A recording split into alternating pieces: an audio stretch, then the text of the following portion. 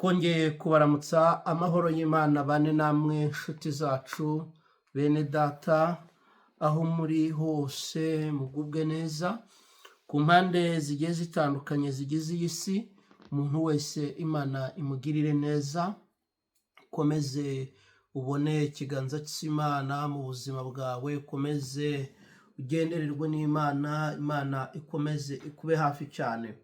Nk'uko bisanzwe rero ni muri wa mwanya tugarutsemo ibanga ry'ubutsinzi, tujemwo kugira ngo tuganire, tugeze ku kimenyetso cya 14 uyu munsi. Mu bimenyetso turi mu kugaragaza biranga umuntu uzatera imbere, twabateguriye uyu munsi rero ni ikimenyetso cya 14 tugezeho kiranga umuntu uzatera imbere mu buzima bwe. Hanyuma ubaye utarakora subscribe kuri iyi channel wayikora kugira ngo dukomeze tubane ku munsi, kandi ikindi uzaba ushyigikiye uyu murimo w'Imana, dukomeze twubaka umuryango mugari wa Nazareth Ministries. Ni wabikora Imana irakuduhera umugisha mwinshi cyane.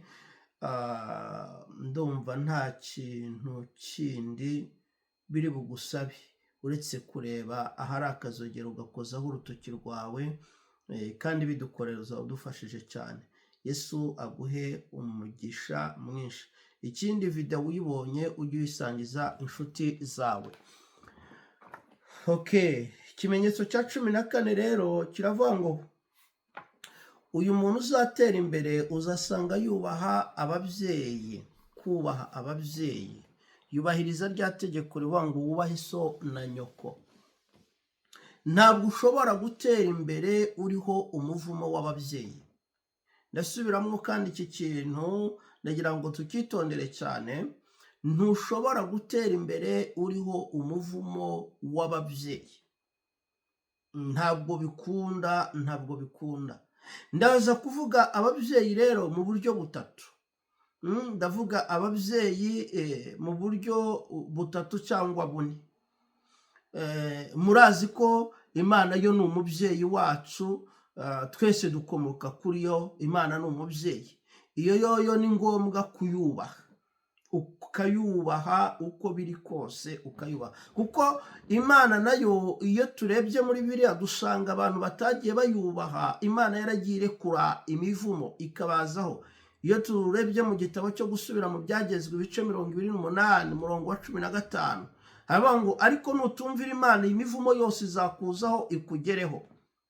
Amategeko Imana yabwiraga Abisiraheli, nutumvira Imana imivumo yose izakuzaho ikugereho. Iyo turebye rero dusanga abantu batubaha Imana, Imana irabavuma, kuko Imana ni umubyeyi. Uwo ni umubyeyi wa mbere tuvuze akomeye cyane.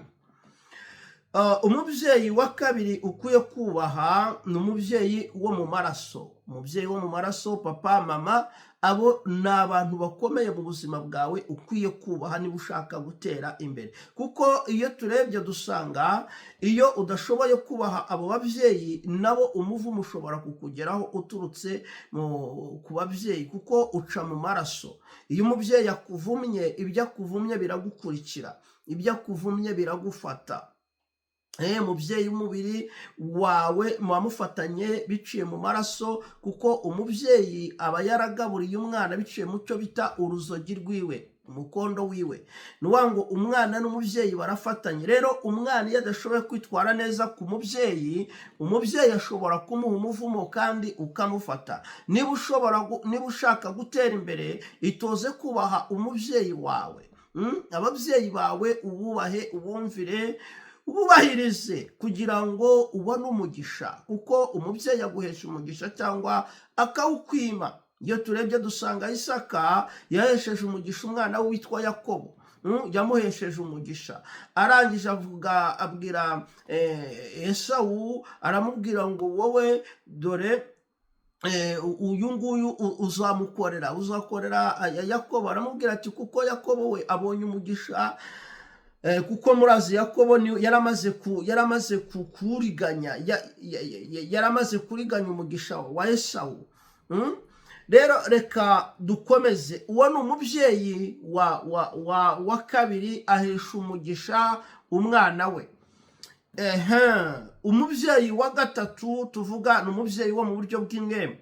Uriya wakubyaje agakiza, uriya wakubyaje agakiza ni umubyeyi wawe mu buryo bw'imwemwe. Uriya wagusize amavuta, uriya wagusengeye, uriya wakubyaje ubutumwa bwiza, uriya wakushyize mu mazi akakubatiriza, uriya watumye uvuka ubwa kabiri, agatuma ugera ikirenge mu cya Kristo. Urya ni umubyeyi wawe akomeye cyane mu buryo biciye mu buryo bw'imwemwe. Biciye mu buryo bw'imwemwe ni ngo umushumba wawe aba ari nk'umubyeyi wawe, ni umurezi wawe, abakureberera, abakureze.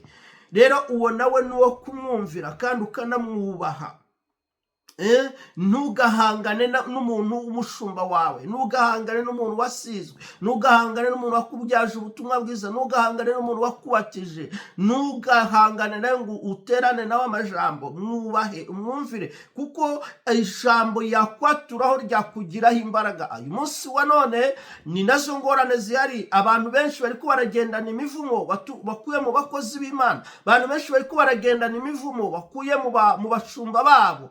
Irinde rero umushumba wawe nimuze mugirane ikibazo na kimwe icyo ari cyo cyose, kuko ijambo yakwaturaho rikugiraho imbaraga. Niba ushaka gutera imbere rero, uwo ni umubyeyi wa gatatu ukwiye kubaha.